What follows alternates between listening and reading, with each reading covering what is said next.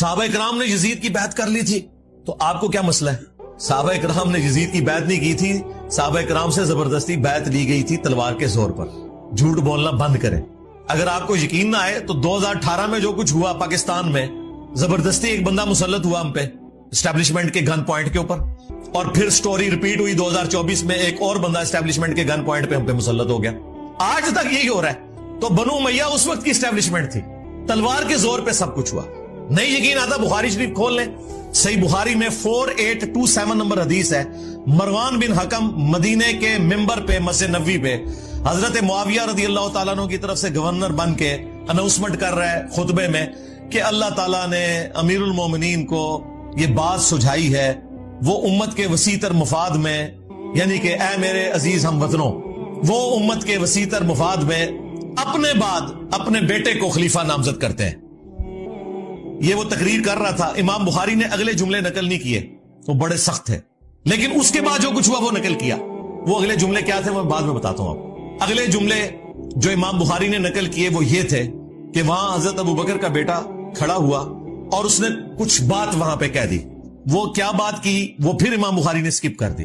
پھر اس سے اگلے جملے امام بخاری نے نقل کیے جسے پتا چل گیا کہ وہ بات کوئی ایسی تھی کہ اسے آگ لگ گئی۔ مروان نے کہا گرفتار کرو اسے، پکڑ لو اس کو۔ وہ فوراً سے مسجد نبوی میں ایڈجسٹنٹ جو حجرہ عائشہ تھا جہاں ان کی بہن موجود تھی وہاں داخل ہو گئے۔ اور یہ پاکستان کے کیس میں جو سگا بھائی ہے نا یہ وہ تھے، یعنی حضرت ابو بکر کی وہ بیوی جو حضرت عائشہ کی والدہ تھی وہی ان کی بھی والدہ تھی عبد الرحمن بن ابی بکر کی۔ یہ سگے بہن بھائی تھے، ان کے پاس چلے گئے۔ اب ظاہر مروان یہ کام نہیں کر سکتا تھا، مسلمانوں نے پھر احتجاج کرنا تھا کہ یہ کیا حرکت کر رہے ہو۔ باہر سے اس نے کہا اوے ابو بکر کے بیٹے تیرے بارے میں قرآن میں آیت نازل ہوئی تھی نا کہ یہ کافر کہتا ہے کہ میرے ماں باپ جو مجھے یہ کہتے ہو کہ مرنے کے بعد دوبارہ زندہ کیا جاؤں گا، یہ اگلے لوگوں کی کہانی ہے۔ ابو بکر کے بیٹے کہ تیرے بارے میں قرآن میں آیت نازل ہوئی تھی۔ توبہ توبہ، یہ بنو امیہ کے خدمت گزار، یہ ہیں گستاخان خلفائے راشدین۔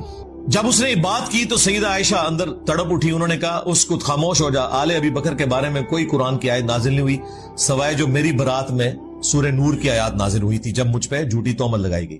بخاری میں اتنا آتا ہے، المستدرک للحاکم میں اور المعجم الکبیر طبرانی میں اور باقی کتابوں میں اس روایت کی فلنگ ان دا بلینکس موجود ہے، جو اللہ کے فضل سے حافظ ابن کثیر نے سورۃ الاحقاف کی آیت نمبر 17 جو کوٹ کی تھی مروان نے غلط، اس کے کانٹیکسٹ میں وہ سارے ترک ایک جگہ جمع کر دیے، لہذا بریلوی دیوبندی اہل حدیث تینوں کو کوئی اعتراض نہیں ہوگا۔ وہ فل ان دا بلینک یہ تھی کہ اس وقت مروان نے یہ کہا کہ ابو بکر نے بھی تو عمر کو خلیفہ نامزد کیا تھا نا، تو حضرت معاویہ اپنے بیٹے یزید کو بنانا چاہتے ہیں۔ دیکھو کیا ان کی اینالوجی دیکھیں، تو وہ اس پہ حضرت ابو بکر کا بیٹا کھڑا ہوا تھا، کیونکہ ظاہر ہے اس نے کہا کہ بنانا تھا تو مجھے بناتے ہیں نا، مجھے تو نہیں بنایا، تو کون سی مشرق سے اٹھا کے مثال مغرب میں پھینک رہا ہے۔ اور جو کہا نا اس نے کچھ کہا امام بخاری نے وہ یہاں ہے کہ انہوں نے کہا کہ تیرا امیر المومنین معاویہ سیدھی طرح کہہ ابو بکر اور عمر کے راستے پہ نہیں چل رہا، وہ کیسر و کسرا کے راستے پہ چل رہا ہے۔ اب یہ بہت بڑی گالی تھی ان کے لیے تو، کہ وہی جو ہے وہ بادشاہت آ گئی یہاں پہ۔ اس پہ بھی اس نے کہا پکڑو انہوں۔ اور حجرے میں اما عائشہ کے اور الفاظ تھے جو امام بخاری نے نقل نہیں کیے، وہ یہ تھے کہ مروان تیرے بارے میں نبی الاسلام نے فرمایا تھا کہ حکم پہ لعنت، اس کی اولاد پہ لعنت، تو اپنے باپ کی پشت میں تھا جب باپ بیٹا دونوں پہ اللہ کے نبی نے لعنت فرمائی تھی۔ مجھے بتائیں جب یہ والی صورتحال ہو کہ حضرت ابو بکر کے بیٹوں کو بھی اپنی جان بچانی پڑے تلوار کے زور پہ، اپنی وفات سے 4 سال پہلے ایک بندہ اپنے بیٹے یزید کے لیے بیعت لے رہا ہے، تو آپ یہ کہیں گے صحابہ نے بیعت کر لی ہے؟ کہتے ہیں جی ابن عمر نے بیعت کر لی تھی، ایون واقعہ ہررا کے بعد جب لوگ یزید کی بیعت توڑ رہے تھے تو وہ لوگوں کو جا کے سمجھاتے تھے، جی بخاری مسلم میں سرکار وہ ہمارے سٹوڈنٹس کو سمجھا رہے تھے۔ اگر ابن عمر اس زمانے میں سمجھا رہے تھے تو کسے سمجھا رہے تھے؟ اپنے لیول کے لوگوں کو، صحابہ اور تابعین کو۔ اور اس صحابی کا نام بھی آیا ہوا ہے عبداللہ ابن مطیع رضی اللہ تعالیٰ عنہ، جنہوں نے کہا کہ اب کیا رہ گیا ہے، یزید کی بیعت توڑے اہل مدینہ۔ تو ابن عمر ان کو ملنے کے لیے گئے اور کہا کہ میں تمہیں حدیث سنانے کے لیے آیا ہوں کہ جو خلیفہ وقت کی بیعت کے بغیر مرا وہ جاہلیت کی موت مرا۔ وہ کہتے ہیں جی ابن عمر نے چونکہ بیعت کر لی تھی، وہ بھی مجبوراً کی تھی، انہوں نے وہ جس طریقے سے کی تھی، انیشلی تو انکار کیا تھا۔ دوسرا ابن عمر جب یہ بات کر رہے تھے تو وہ یہ بھول گئے کہ حضرت علی کی بیعت تو ابن عمر نے خود نہیں کی ہوئی تھی، تو اس وقت وہ جاہلیت پہ تھے۔ یہ لاجیکلی ان کی بات درست نہیں تھی، ورنہ تو خود اس فتوے کی زد میں آ رہے تھے۔ ہم تو عبداللہ ابن متی اور باقی لوگوں کے ساتھ ہیں. ابن عمر کا یہ موقف غلط تھا. اور پھر دیکھیں ابن عمر کے ساتھ اسی بنو امیہ نے کیا کیا. صحیح بخاری میں موجود ہے, انہیں حج میں احرام کی حالت میں پاؤں میں زخم کیا گیا ایک نیزے کے ذریعے جو زہر آلود تھا, اسی میں وہ شہید ہو گئے. اور آخری دنوں میں حجاج ابن یوسف ان کی جب عیادت کے لیے آیا تو بخاری کے الفاظ ہیں, اس نے پوچھا کہ حضرت مجھے پتا چل جائے نا آپ کا قاتل کون ہے تو میں اسے نہیں چھوڑوں گا. انہوں نے کہا میرا قاتل وہ ہے جس نے احرام کی حالت میں نیزے اور تلواریں لانے کی اجازت دی ہے, جس میں اجازت ہی نہیں ہے, آپ نے خالی ہاتھ آنا ہے, یعنی کہ تو دیکھیں بنو امیہ ہی قاتل بنی خود ابن عمر کی. اسی لیے آخری وقت میں جا کے ابن عمر کو اندازہ ہو گیا کہ یہ لوگ ڈی ٹریک ہیں. المستدرک للحاکم میں یہ حدیث موجود ہے, مجموع الزوائد میں موجود ہے. امام حیثمی جو ابن حجر اسقلانی کے استاد ہیں, انہوں نے مجموع الزوائد میں اس کی سند کو صحیح کہا کہ ابن عمر آخری عمر میں افسوس کرتے تھے اور وہ کہتے تھے کہ مجھے نماز روزہ چھوڑنے کے اوپر کوئی افسوس نہیں, میں نے اس طرح کا کوئی کام نہیں کیا سوائے ایک چیز کے کہ میں نے حضرت علی کے ساتھ مل کر فی باغیہ کے خلاف قتال نہیں کیا, اس باغی گروہ کے خلاف جو مجھے کرنا چاہیے تھا. کون سا باغی گروہ؟ جو بخاری میں ہے, عمار تجھے ایک باغی جماعت قتل کرے گی, تو انہیں اللہ اور جنت کی طرف بلائے گا, وہ جماعت تجھے جہنم کی طرف بلائے گی. یعنی حضرت علی کی جماعت کو نبی الاسلام نے جنت کی طرف بلانے والی جماعت اور ان کے مخالفین کو جہنمی جماعت نہیں کہا, جہنم کی طرف بلانے والی, کیونکہ خلیفۃ المسلمین کی مخالفت. یہ ایک الگ سے ٹاپک ہے, میری ایک ویڈیوز ہیں, وہ پچھلی والی ویڈیو دیکھ لیں, پچھلے محرم والی, کربلا کیوں ہوئی. تو آپ یہ دیکھیں, یہ بالکل واضح احادیث ون سائیڈڈ مقدمہ پیش کر رہی ہیں. جن ابن عمر کی بنیاد کے اوپر انہوں نے اتنا ہنگامہ کھڑا کیا ہوا تھا, وہ ابن عمر تو آخری وقت میں اپنے پرانے اعمال کے اوپر شرمندہ ہے اور یہ کہہ رہے ہیں جی ابن عمر نے یزید کی بیعت کر لی تھی. جو مخالفین تھے ابن عمر کے وہ بھی صحابہ اور تابعین تھے, ان کی رائے کا کوئی احترام نہیں کرتے. یعنی میٹھا میٹھا ہپ ہپ تے کوڑا کوڑا تھو, اسی کے اوپر کہا جاتا ہے. اسی کانٹیکسٹ میں بخاری میں ایک حدیث ہے, حضرت عمر نے پہلے ہی پیش گوئی کر دی تھی. 6830 حضرت عمر نے جب آخری حج اپنا کیا, اس کے بعد ان کو اگلا سال نصیب نہیں ہوا, تو وہاں منا میں حضرت عمر تک کسی نے یہ بات پہنچائی کہ لوگ یہاں چیما گوئیاں کر رہے ہیں کہ جب عمر مر جائے گا تو ہم فلاں شخص کو اپنا خلیفہ چن لیں گے. حضرت عمر کو اتنا غصہ آیا, انہوں نے کہا میں ادھر ہی خطبہ دوں گا کہ مسلمانوں کے مشورے کے بغیر انہوں نے پہلے ہی طے کر لیا کسے خلیفہ بنانا ہے. تو عبد الرحمن بن عوف نے کہا کہ حضرت یہاں ہر طرح کے لوگ آئے ہیں, آپ مسجد نبوی میں جا کے خطبہ دیں. یہ چند لوگوں کے سامنے بات ہوئی ہے, آپ اس کو عام نہ کریں. اور میں دعوے سے کہتا ہوں کہ اگر یہ یوٹیوب پہ کلپ آیا ہوتا نا اس زمانے میں, تو حضرت عمر نے اسی ٹائم یوٹیوب پہ کلپ اپنا چڑھانا تھا, ریپلائی ٹو کر کے. خیر مدینہ شریف آئے, ابن عباس کہتے ہیں کہ میں ممبر کے اتنے قریب تھا کہ میرا گھٹنا ٹچ کر رہا تھا, اور میں ساتھیوں سے کہہ رہا تھا آج حضرت عمر نے پھٹے چک دینے نے, بڑے غصے نے, اور بڑا لمبا انہوں نے خطبہ دیا. اس میں یہ بھی الفاظ تھے کہ دیکھنا ابو بکر کی خلافت جس طریقے سے منعقد ہوئی وہ کیٹاسٹرافک کنڈیشن تھی, مستقبل میں اسے دلیل نہ بنایا جائے. یعنی حضرت عمر مانتے تھے کہ اس طریقے سے حضرت ابو بکر کو خلیفہ نہیں چنا جانا چاہیے تھا, لیکن وہ سعد ابن عبادہ اور جو باقی معاملات ہوئے ثقیفہ بنی ساعدہ میں, وہ الگ سے ایک ٹاپک ہے. انہوں نے کہا کہ یہ مستقبل میں دلیل نہیں ہوگی, مسلمانوں کے مشورے کے بغیر کسی کو خلیفہ نہ چننا. حضرت عمر بھی حضرت ابو بکر نے صحابہ سے مشورہ کر کے, صحابہ نے کہا تھا کہ آپ نامزد کریں, اس کے بعد مشورہ ہوا ہے, یہ زبردستی مسلط نہیں کیا گیا. پھر حضرت عمر نے تو 6 رکنی کمیٹی بنائی, کیونکہ ان 6 سے بہتر لوگ کوئی نہیں تھے. بخاری میں موجود ہے یہ 6 لوگ وہ ہیں جن سے رسول اللہ اپنی وفات تک راضی رہے. تو سیدنا عمر رضی اللہ تعالیٰ عنہ نے کہا کہ حضرت ابو بکر کی خلافت کو دلیل نہ بنانا, یاد رکھنا جب بھی مسلمانوں کے مشورے کے بغیر کسی کو خلیفہ چنا گیا تو اس کا انجام قتل و غارت ہوگا. یہ قتل و غارت ہوئی ہے. یہ کہتے ہیں جی یزید خلیفہ وقت تھا تو حضرت حسین نے بغاوت کی ہے, نعوذ باللہ. جو خلافت قائم ہی نہ ہو اس کے بارے میں یہ کہنا اس کے خلاف خروج ہوا ہے. یعنی مزارات جو بنانا ہی حرام تھے اسے کہنا کہ مزارات شہید ہو گئے.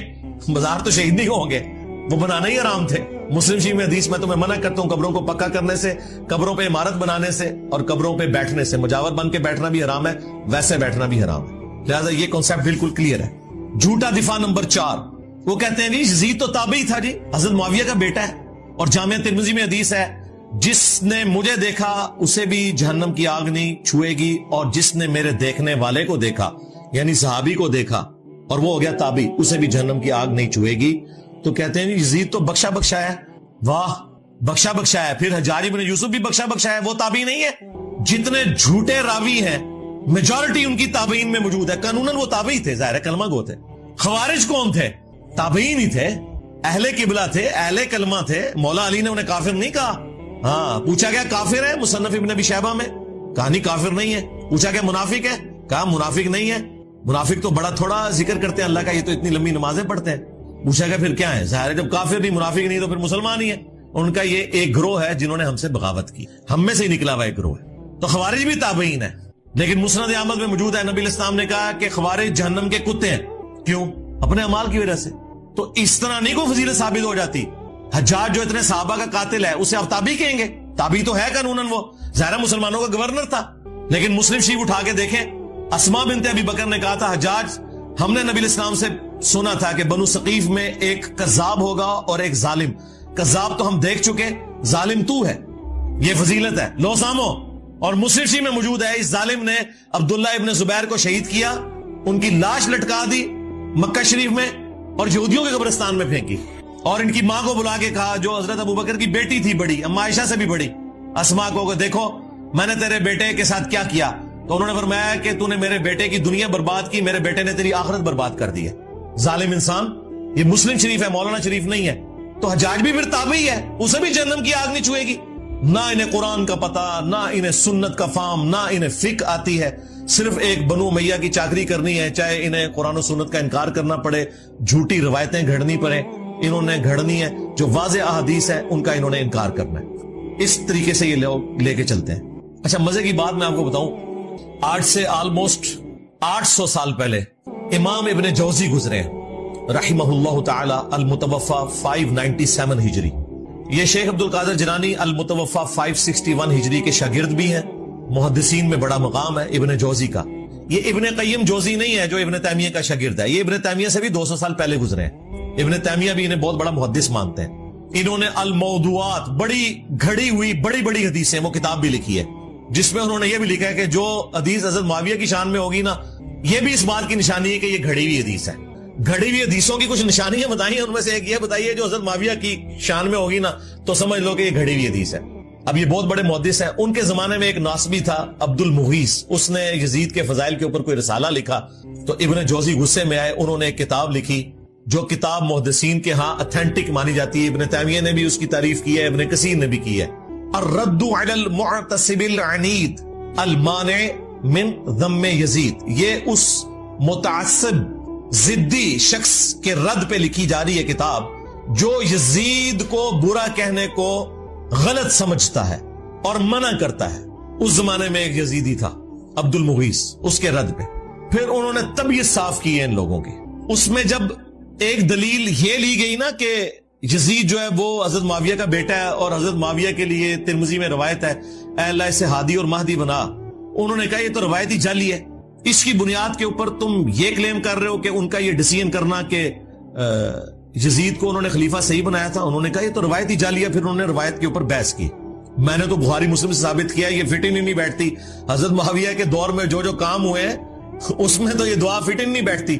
پھر انہوں نے کہا کہ اگر یہ حدیث کوئی صحیح بھی مانتا ہے تب بھی کوئی گارنٹی نہیں کہ نبی علیہ السلام کی یہ دعا قبول ہوئی ہو, کیونکہ نبی علیہ السلام کی کئی دعائیں اللہ نے واپس بھی کی ہیں. بخاری مسلم میں آئے, آپ نے دعا کی تھی کہ میری امت آپس میں نہ لڑے, اللہ تعالیٰ نے واپس کر دی. انہوں نے کہا کیا گارنٹی ہے.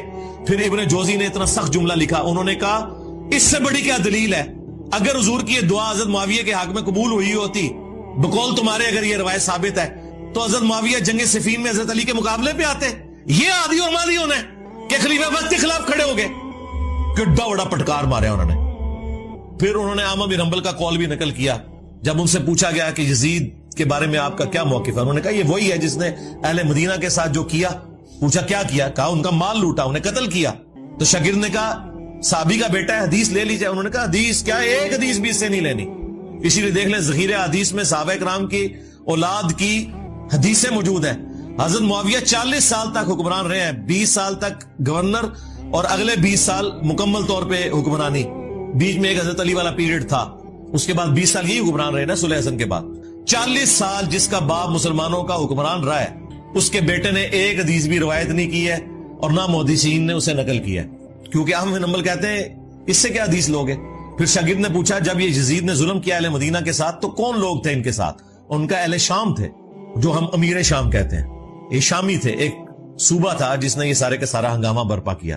تو یہ کتاب اردو زبان میں ترجمہ ہو کے آ چکی ہے, ایک دیوبندی عالم ہے انہوں نے ترجمہ کیا. میں نے 12 اس کتاب کا تعارف کروایا. اب نئی پرنٹنگ ہو کے یہ کتاب آ چکی ہے. ہماری ویب سائٹ پہ اس کا PDF بھی رکھا ہوا ہے, کسی نے PDF بنا دیا تھا تو ہم نے وہ اپلوڈ کر دیا, لیکن ہارڈ کاپی بھی آپ کے پاس ہونی چاہیے, وہ آپ منگوا سکتے ہیں. وہ کتاب کا ہم ٹائٹل پیج شیئر کروا دیں گے آپ کو. وہ کتاب پڑھنے سے تعلق رکھتی ہے, اس میں اور کئی چیزیں ہیں جو آپ کے لیے انشاءاللہ اس حوالے سے بینیفیشری ہوں گی. اچھا, اسی حوالے سے نا یہ بیچ میں ایک چوہا چھوڑ دیتے ہیں کہ جی اگر حضرت معاویہ نے اپنے بیٹے کو بنا دیا تو کیا ہوا, حضرت علی نے بھی تو اپنے بیٹے کو بنایا تھا. بالکل جھوٹ, حضرت علی نے کوئی اپنے بیٹے کو نہیں بنایا. مسند ابی یعلا میں, المستدرک للحاکم میں اور کتابوں میں موجود ہے. لوگوں نے حضرت علی کو کہا, کیونکہ زخم لگنے کے بعد وہ کچھ دن زندہ رہے, کہ آپ اپنا خلیفہ کسی کو نامزد کریں. انہوں نے کہا میں تمہیں ویسے ہی چھوڑ کے جاؤں گا جس طرح نبی اسلام چھوڑ کے گئے تھے, تم اپنا خلیفہ خود چنو گے. اور یہ ظالم کہتے ہیں کہ حضرت علی نے حسن ابن علی کو اپنے بعد خلیفہ نامزد کیا. وہ صحابہ کرام نے مشورے سے چنا تھا. اس حوالے سے شیخ البانی نے ایک روایت لی ہے کہ میری امت کا پہلا شخص جو میری سنت کو بدلے گا وہ بنو امیہ سے ہوگا. اور شیخ البانی نے ساتھ پتہ کیا لکھا, یہ وہ شخص ہوگا جو خلافت کو ملوکیت بنا دے گا. تو دیکھ لیں پھر بنو امیہ کا پہلا شخص جس نے خلافت کو ملوکیت بنایا وہ کون ہے. حضرت ابوبکر بنو تیم سے, بنو امیہ سے نہیں. حضرت عمر بنو عدی سے, بنو امیہ سے نہیں ہے. حضرت عثمان بنو امیہ سے ہیں لیکن انہوں نے اپنے بیٹے کو نہیں بنایا. اس کے بعد حضرت علی بنو ہاشم سے ہیں. اس کے بعد حسن ابن علی کے 6 مہینے. پھر حضرت معاویہ رضی اللہ تعالیٰ عنہ بنو امیہ سے ہیں, انہوں نے اپنے بیٹے کو بنایا. جی بنایا, وہ ہم آپ کو پہلے بتا چکے ہیں. تو شیخ البانی جو محدث اعظم سعودیہ تھے, اس دور کا امام بخاری ان کو مانتے ہیں, اہل حدیث بھی اور دیوبند بھی اور بریلوی بھی وقت آنے پہ انہیں کوٹ کر دیتے ہیں. انہوں نے اشارتاً کہا کہ یہ وہ شخص ہوگا جو خلافت کو ملوکیت میں بدل دے گا. میری امت میں پہلا شخص جو میری سنت کو بدلے گا. تو یعنی انہوں نے نام لیے بغیر بتا دیا کہ یہ بندہ کون ہے, یزید کے ابا جی. ٹھیک ہو گیا. 5واں جھوٹا دفاع, وہ کہتے ہیں نہیں حضرت علی کا جو اپنا بیٹا ہے محمد بن حنفیہ, اس نے تو بڑی تعریف کی ہے یزید کی. ہم پوچھتے ہیں کہاں لکھا ہوا ہے, کہتے ہیں تاریخ میں لکھا ہوا ہے. تاریخ میں اگر 5% باتیں یزید اور ان کے والد کے حق میں ہے نا, تو 95% ان کے خلاف ہیں. بلکہ ایمان ثابت کرنا بھی مشکل ہو جائے گا اگر تاریخ تبری کے حوالے ہم نے پیش کیے تو. حدیث سے بات کرو. یہ حدیث میں تو اس طرح کی کوئی بات نہیں, آپ کو پتا ہے ہماری باتیں حدیثوں میں تو نہیں نکلتی. جی ہمیں پتا ہے, یہی تو ہم رونا رو رہے ہیں. لیکن وہ تاریخ میں تو ہے. جی ہم کہتے ہیں وہ جو تاریخ تم پیش کر رہے ہو وہی پوری پڑھ کے بتا دو. ابن کثیر نے نقل کی ہے یہ مردود روایت, لیکن یہ روایت پوری نہیں پڑھ سکتے, وہ ان کے گاٹے فٹ ہو جائے گی. اس روایت میں پتا کیا ہے, عبداللہ ابن مطیع صحابی محمد بن حنفیہ کے پاس آتے ہیں جو تابعی ہیں, جو حضرت علی کے بیٹے ہیں حنفیہ نامی عورت سے. انہیں آگے کہتے ہیں کہ حضرت آپ کا بھائی حسین شہید ہو گیا, یزید حکمران بن گیا, آپ کیوں نہیں قیام کرتے. تو ساتھ ہی کہا کہ اہل مدینہ میں سے کچھ لوگ شام سے آئے ہیں, انہوں نے یزید کو اس حال میں پایا ہے کہ وہ تارک الصلاح ہے, وہ شراب پیتا ہے اور کتاب و سنت سے تجاوز کرتا ہے.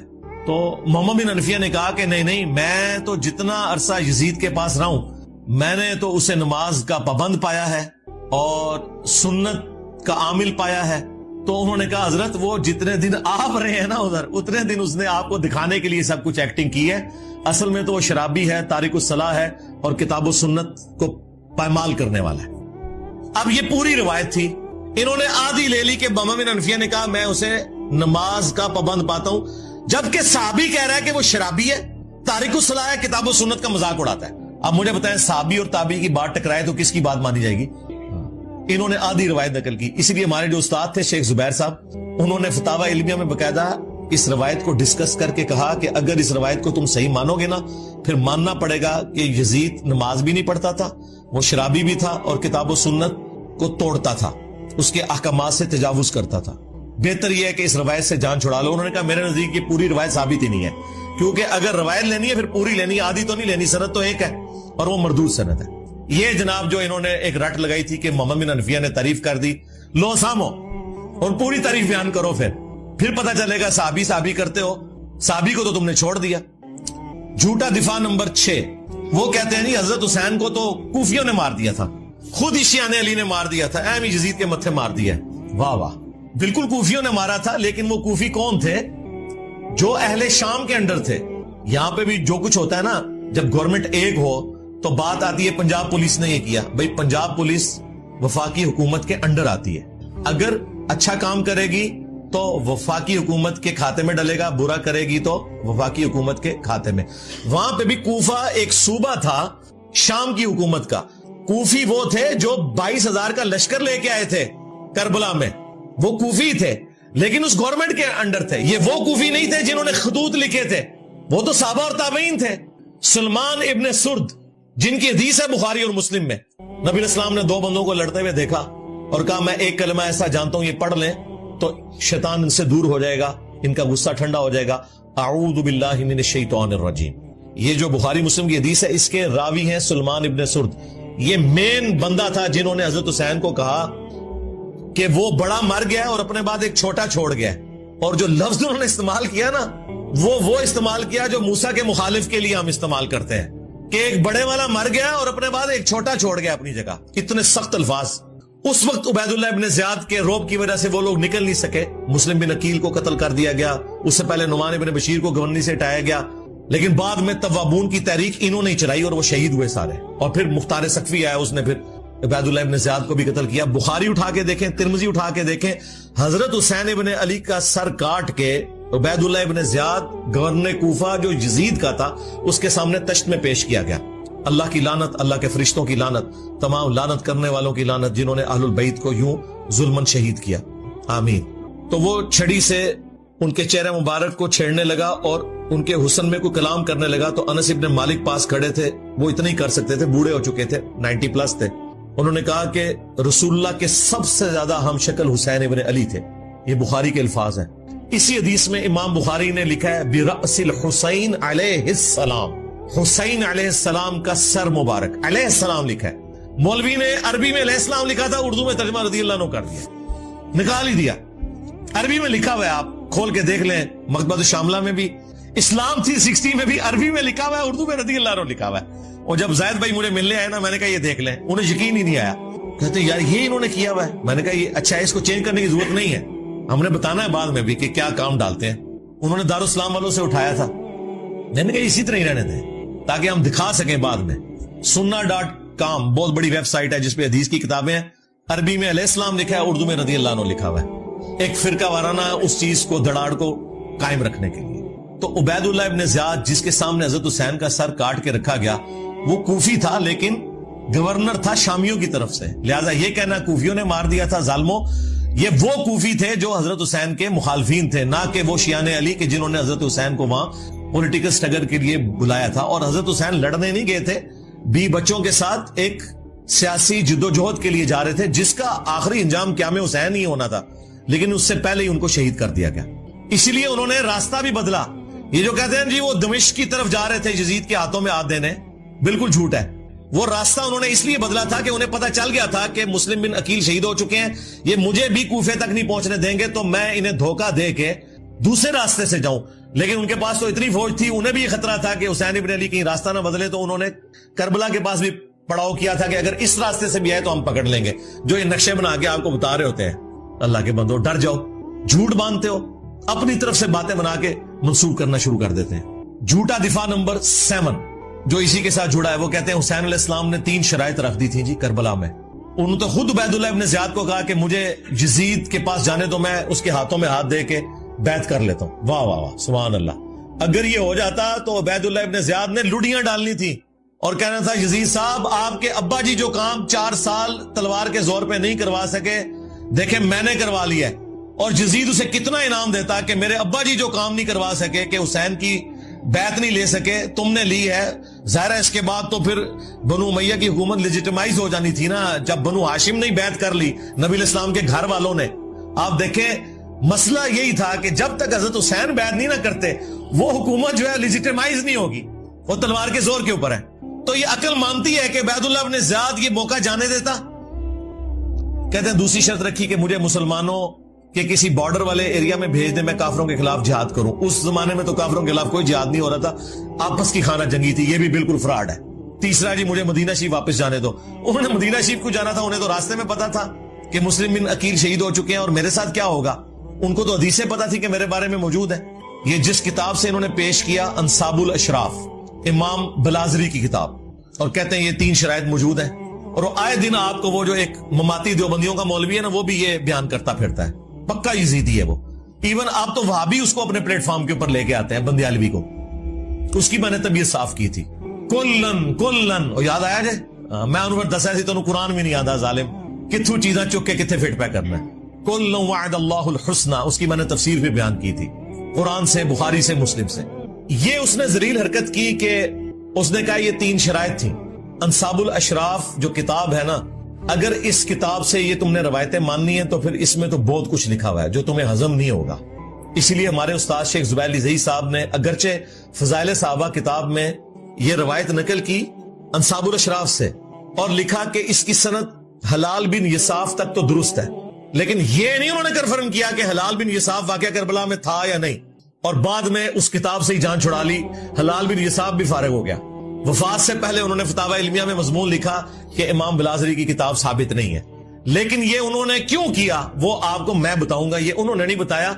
ये जब मेरी उनसे डिस्कशन हुई तो उन्होंने कहा कि अली भाई अगर हम इस किताब को सही माने ना तो इसमें तो बाकी रवायतें मौजूद हैं, उनका क्या करेंगे।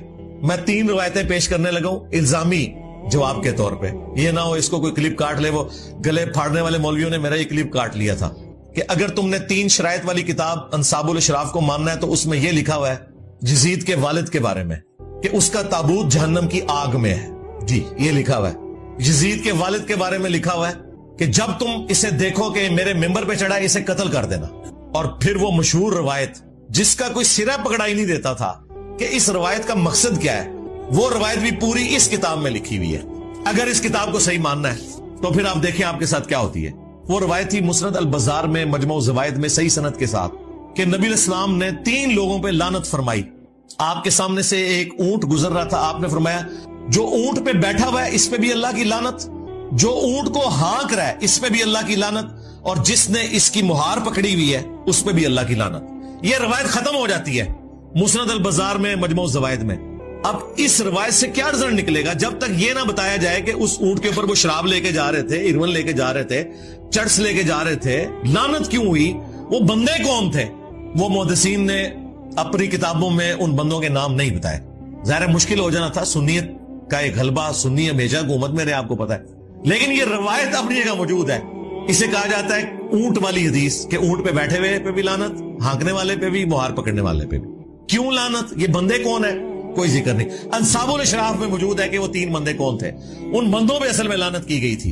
अगर इस किताब को किसी ने सही मानना है, 3 शर्तों वाली किताब, हम तो कहते हैं मानो फिर आगे भी टुरो, फारग ही हो जाओ।